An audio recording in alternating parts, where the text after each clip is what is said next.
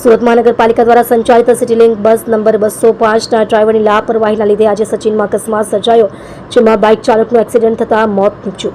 સચિન સાતવલા પુલ repairing અર્થે સુરત મહાનગરપાલિકા દ્વારા બંધ કરવામાં આવ્યો હતો, જેના લીધે સચિનથી સુરત જવા માટે લોકો મગદલ્લા પલસાણા હાઈવેમાં સચિન આલ્ફા હોટલથી સચિન રેલવે લાઇન ક્રોસ કરી સચિન જીઆઈડીસીમાં ઉતરતો અને ચડતા પુલમાં રોંગ સાઈડ સિટી લિંકની બસ નંબર 205ના ડ્રાઈવરે રોંગ સાઈડ બસ લાવી બાઇક ચાલકને ઉડાવી દેવાની ઘટના બની છે. 205 નંબરની સિટી લિંક બસના ડ્રાઈવરો બન્યા બેફામ.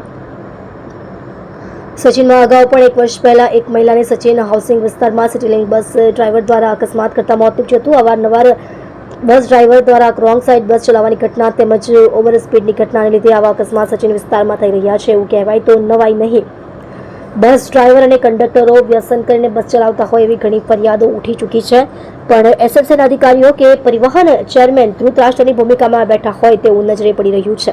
ઘટનાની જાણ થતાં 112 પોલીસની ગાડી ઘટના સ્થળે પહોંચી હતી તેમજ સ્થાનિક પોલીસ ઘટના સ્થળે પહોંચી તપાસ હાથ ધરી છે.